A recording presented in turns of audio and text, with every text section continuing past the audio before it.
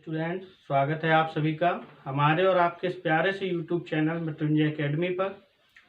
पिछले पार्ट में हमने पढ़ा था क्लास 11th का समुच्चय पार्ट 1 पार्ट 2 एक्सरसाइज 1A। आज स्टार्ट करते हैं एक्सरसाइज 1B पार्ट 1। उसका कोशिश करते हैं, अगर पूरी हो जाती है तो आपका पार्ट 1 कराएंगे। अब आपने अगर पिछली एक्सरसाइज 1A पढ़ी है पार्ट 1 पार्ट 2 तो आपको बिल्कुल आसानी से समझ में आ जाएगी। कुछ भी नहीं है इस एक्सरसाइज में, बिल्कुल सिंपल सी एक्सरसाइज है।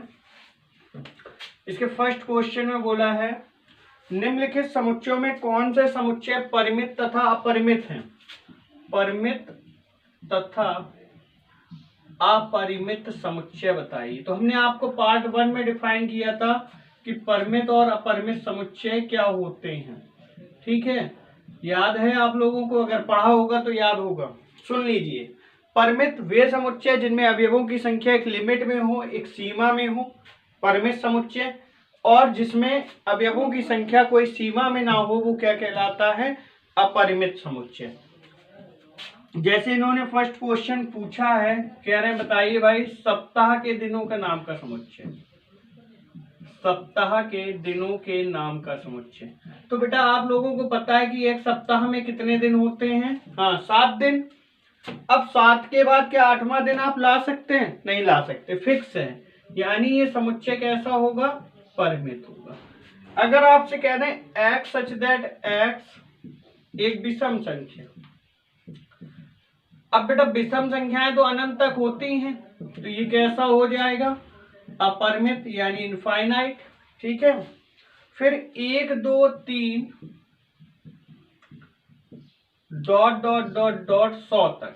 अब देखो बेटा 100 तक है, यानी हमें ये पता है 1 से चल रहे हैं और 100 तक जा रहे हैं, तो 100 पे जाके बात खत्म हो रही है, यानी ये यहां पे क्या हो जाएगा?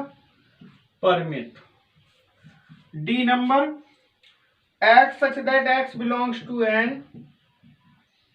कैपिटल N और x एक अभाज्य संख्या और x एक अभाज्य संख्या।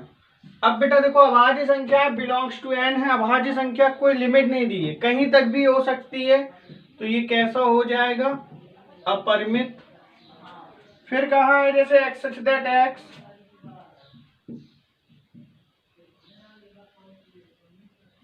और x स्क्वायर बराबर 4। तो अब देखो x स्क्वायर बराबर 4 है, तो यहाँ पे x की कितनी वैल्यू आ सकती है? तो प्लस या -2, और वो भी यहाँ बिलोंग्स टू n कहा है? n का मतलब होता है नेचुरल नंबर, और नेचुरल नंबर कभी ऋणात्मक नहीं होते, तो यहाँ x की कौन सी वैल्यू बची? ओनली 2। अब केवल एक वैल्यू बची, तो बेटा कैसा हो जाएगा समुच्चय? परिमित हो जाएगा। जैसे अगला का है x such that x belongs to n और x -1 x -2 इक्वल टू 0। ठीक है, तो ये क्या हो जाएगा? यहाँ पे देखो x की 2 वैल्यू निकलेंगी, एक तो 1 निकलेगी, एक 2, तो 2 वैल्यू आई, तो ये कैसा हो गया? परिमित हो गया। तो बात समझ आई पहले के क्वेश्चन। इस तरह से आपके ऐप तक पूछे गए। बेटा ये हर्षरूप शर्मा की किताब है, जिसके पास हो अच्छी बात है। आपके पास अगर एनसीईआरटी भी है तो टाइप आपको यही मिलेंगे। क्वेश्चन हो सकता है थोड़ा कम ज्यादा हो, नहीं है तो नेट से आप एनसीईआरटी बुक्स डाउनलोड कर सकते हैं। अगर अभी आप नहीं ले पा रहे हैं लॉकडाउन के चलते, तो आप एनसीईआरटी किताब लेंगे, उसमें क्वेश्चंस आपको परिमित अपरिमित का मिलेगा। हो सकता है ये इसमें हमने 6 कराए, उसमें 2 हो, 3 हो, या थोड़ा सा अलग हो। टाइप यही होगा, परिमित अपरिमित बताइए, पूछेंगे जरूर। नेक्स्ट है आपका, पूछा गया है निम्नलिखित समुच्चयों में कौन से समुच्चय एकल हैं। यानी हम लिख दे रहे हैं एकल समुच्चय बताइए। तो एकल समुच्चय बेटा ये भी पार्ट 1 में आप लोगों ने पढ़ा। क्या होता है एकल समुच्चय? वह समुच्चय जिस समुच्चय में केवल एक अवयव हो, एकल समुच्चय कहलाता है। जैसे आपका हमने लिख दिया क्वेश्चन नंबर A का 4। अब देखो बेटा 4 अकेला है, यानी एक अवयव आया ओनली, और एक अवयव आया तो एकल। x सच दैट x एक सम अभाज्य संख्या। ये उस दिन हमने पार्ट 1 में एग्जाम्पल में आपको बताया था कि सम अभाज्य संख्या गिनी चुनी इकलौती क्या होती है? 2 होती है। और 2 के अलावा कोई सम संख्या नहीं होती है, तो ये कैसा समुच्चय होगा? एकल समुच्चय होगा। फिर बेटा जैसे फाई लिखा है, अब फाई देखिए, अगर ये केवल ब्रैकेट के अंदर लिखा है तो एकल है, ठीक है। अगर ये फाई ऐसे लिखा होता ओनली तो ये होता रिक्त समुच्चय, ठीक है। इसको हम रिक्त समुच्चय बोलते। डी नंबर है x सच दैट x छोटा 9 से और x बड़ा है 7 से, धन पूर्णांक संख्या।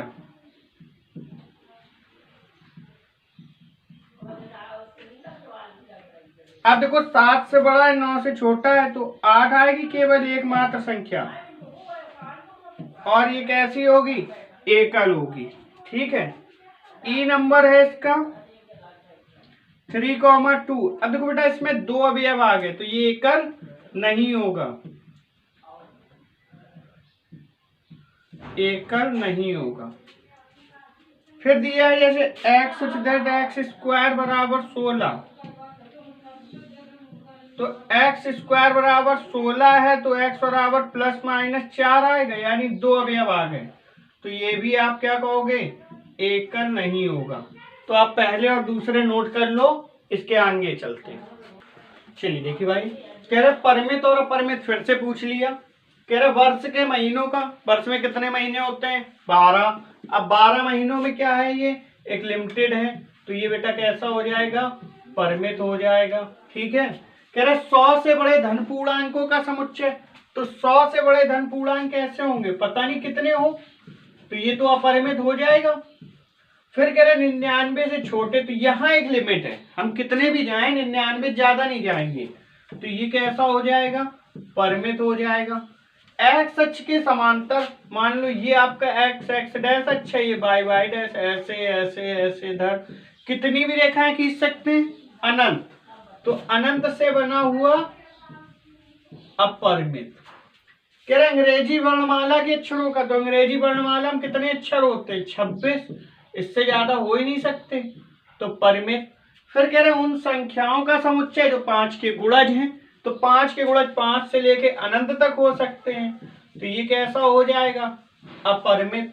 पृथ्वी पर रहने वाले जानवरों का समुच्चय, बहुत जानवर हैं पृथ्वी में, तो अपरिमित। मूल बिंदु से होकर जाने वाले वृत्तों का समुच्चय, तो ये भी कैसा होगा बेटा? अपरिमित। कोई कहेगा हम 0.5 त्रिज्या खींचे, त्रिज्या बदलते जाओ, मूल बिंदु से कितने भी वृत्त निकल सकते हैं, जैसे ये हो गया, थोड़ा बड़ा कर दो, फिर थोड़ा छोटा कर दो, इस तरह से बहुत अनंत वृत्त जा सकते हैं। तो बात समझ में आ रही है? परिमित और अपरिमित अब आप लोग भली बात ही समझ गए होंगे। किसको किसको नहीं समझ में आया? जिसको समझ में नहीं आया उसके पैसे गारंटी से वापस, ठीक, लेकिन पहले जमा करवा दो। कह रहा है एक्स स्क्वायर बराबर 25, एक्स सम संख्या। एक्स स्क्वायर अगर 25 है तो एक्स बराबर बेटा क्या होगा? प्लस माइनस 5, जो कि कैसी संख्याएं होती हैं? विषम संख्या, है ना। और इन्होंने क्या बोला है? सम संख्या। तो इसका मतलब ये कैसा हो गया? बस ऐसे लिख के छोड़ देंगे, तो इसका मतलब ये समुच्चय हो गया रिक्त, हमारा खाली समुच्चय। फिर यहाँ एक्स स्क्वायर बराबर 16 है, तो x बराबर प्लस माइनस 4 आएगा, जो कि कैसा होता है? सम। यहाँ क्या बोला? विषम। तो फिर ऐसे छोड़ देंगे, तो ये वाला भी क्या हो जाएगा? रिक्त समुच्चय हो जाएगा। जीरो, कुछ भी हो, जीरो भी तो एक अवयव है, अंदर आ गया, तो ये रिक्त समुच्चय नहीं होगा, रिक्त समुच्चय नहीं है। यहाँ देखो x such that x plus 7, तो x के लिए 0 तो पुट कर सकते हैं ना। 0 प्लस 7 बराबर 7 नहीं होता, तो एक अवयव आ गया, एक अवयव आ गया तो रिक्त नहीं रहा। समझ रहे हैं कि नहीं? रिक्त समुच्चय नहीं है। यहाँ कह रहा है x such that x, Hindi वर्णमाला में आ से पहले का अक्षर, छोटा आ से पहले क्या आता है? कुछ आता है क्या? बड़ा आ कहते हैं तो छोटा आता है, लेकिन छोटा आ से पहले कुछ नहीं आता है, तो ये भी कैसा हो गया? रिक्त समुच्चय। फाइव हमने बताया था अगर कर्ली ब्रैकेट में लिख जाए तो ये क्या बन जाता है? एकल। और जब ये एकल बन गया तो रिक्त समुच्चय नहीं होगा, ठीक है। देखो बेटा फिर से पूछ लिया आपसे वही पुरानी वाली बात, कौन से रिक्त समुच्चय हैं? तो देखो कह रहा है 2 से भाज्य विषम प्राकृत संख्याओं का समुच्चय। अब ये संख्याएं कैसी हैं? विषम। और विषम संख्या क्या 2 से भाग होता है? नहीं होता। एक भी संख्या ऐसी बता दो, है किसी को पता? नहीं पता। नहीं पता तो फिर ये हमारी बात मान लो, कह दो ये देखते हैं, क्योंकि ऐसी कोई संख्याएं नहीं होती हैं। कह रहे सम अभाज्य संख्याओं का समुच्चय, तो सम अभाज्य संख्या ओनली मात्र एक होती, 2, और एक भी अभी आ गया तो ये एकल हो गया, ना कि रिक्त। तो आप लिख देंगे रिक्त नहीं होगा, क्योंकि जो समुच्चय एकल होगा वो रिक्त तो हो ही नहीं सकता। कह रहे x एक प्राकृत संख्या और x बड़ा छोटा 5 से बड़ा 7 से। अब छोटा है 5 से तो संख्याएं 1 2 3 4 होंगी, और 7 से बड़ा है तो 8 9 10 डॉट डॉट डॉट। तो इनमें कोई भी संख्या ऐसी है जो कॉमन हो रही हो? नहीं हो रही ना। जब कॉमन नहीं हो रही तो यहाँ का ब्रैकेट कैसा आएगा? रिक्त। ठीक है। कह रहे किन्हीं भी दो समांतर रेखाओं को उभयनिष्ठ बिंदु, दो समांतर रेखाएं कभी काटती ही नहीं, तो उभयनिष्ठ बिंदु कहां से लाओगे? आसमान से नहीं मिलेगा। तो ये समुच्चय भी कैसा हो जाएगा? रिक्त हो जाएगा। क्लियर हुआ? कह रहे क्या निम्नलिखित समुच्चय समान है?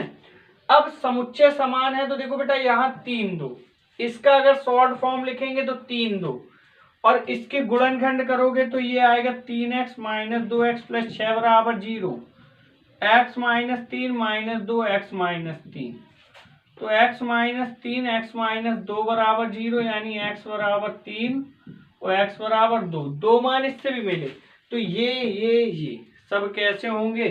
समान। तो आप कह देंगे हाँ। ये देखो 2 6 7 2 6 7 आगे पीछे तो लिखा है, बस इतना ही तो अंतर है। तो ये भी कैसा होगा? समान।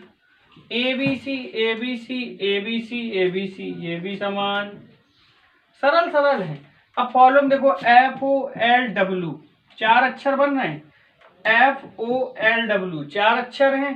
FOLW FOLW वही रिपीटेड हो रहे हैं, तो ये भी सारे कैसे होंगे? समान होंगे। तो हाँ देखो यहाँ कह रहे 13 553 और यहाँ 3 5 1, यानी वही अंक से तो बनाए हैं शॉर्ट फॉर्म, तो ये भी आपका क्या हो जाएगा? हाँ। क्लियर हुई बात? समान में जिन समुच्चयों के अवयव समान हो, रिपीटेड है उससे मतलब नहीं, क्योंकि समुच्चय का एक रूल होता है, जब इसका हम छोटा रूप लिखते हैं तो कोई भी चीज इसके अंदर रिपीट नहीं होती। अगर रिपीटेड है तो कोई बात नहीं, उसको हम लोग मानेंगे कि रिपीट नहीं है, बस 3 2 3 2 3 2 चल रहा है। क्लियर है? अब कह रहे बताइए a बराबर b है अथवा नहीं। तो देखो a ABCD b भी ABCD, तो ये तो हाँ। इसमें देखो 4 8 12 16, इसमें 8 4 16 18 अलग अलग हो गए। इसमें देखो 4 8 तो कॉमन है, 16 कॉमन है, बट यहाँ 12 है, यहाँ 18, तो ये हो जाएगा नहीं। यहाँ 2 4 6 8 10 और 10 से छोटी और 10 के बराबर समधन पूर्णांक। सम है तो 2 4 6 8 10 बस। तो देखो ये और ये बराबर हो गए। हाँ 10 का एक गुणज है, ये 10 15 20 25 30 है, यानी इसमें 15 एक्स्ट्रा आ गया, 25 एक्स्ट्रा आ गया, तो यहाँ क्या कहोगे? नहीं। निम्नलिखित समुच्चय युग्म में कौन से समान है?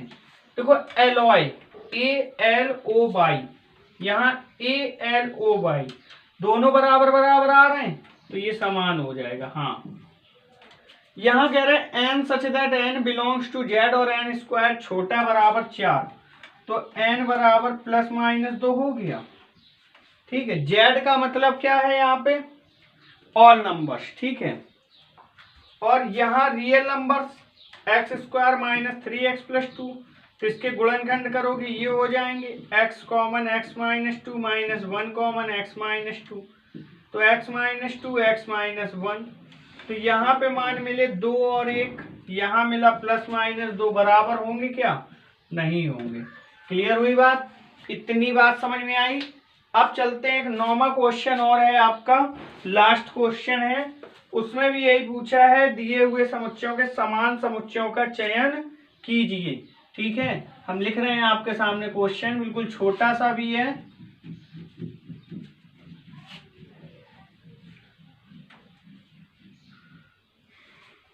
इस तरह से दिया है A 2 4 8 12, V दिया है आपको 1 2 3 4, सी दिया है 4 8 12 14, डी दिया है 3 1 4 2, ई दिया है -1 1, एफ जी एच तक दिया है, एफ दिया है 0 ए, जी दिया है -1 -1, एच दिया है 0 1। अब आप देखो इसमें ई जो है वो जी के बराबर है, और देखिए कोई चीज ऐसी है जो बराबर है, बी और डी के देखिए वे बराबर है, तो इनमें समान समुच्चय हो गए बी डी तथा ई जी, ये इसका आंसर होगा। और यहाँ पर आपकी एक्सरसाइज 1B क्लियर होती है पूरी। हमने हर्षरूप शर्मा किताब से सभी सवाल आपको कराए हैं। अगर आपके पास किताब नहीं है तो आप वीडियो में हमने सारे क्वेश्चंस लिखे हैं, आप नोट करते जाइए कॉपी में, और जब किताब मिले तब पढ़िए, ठीक है। और पढ़ते रहिए, घर पर रहिए। अगर वीडियो अच्छा लगा हो तो लाइक शेयर और सब्सक्राइब जरूर करें, जिससे और लोगों तक ये वीडियोस पहुंच सके जिनको इसकी ज़रूरत है। चलते हैं, आज के लिए इतना ही काफ़ी है। टाटा बाय बाय।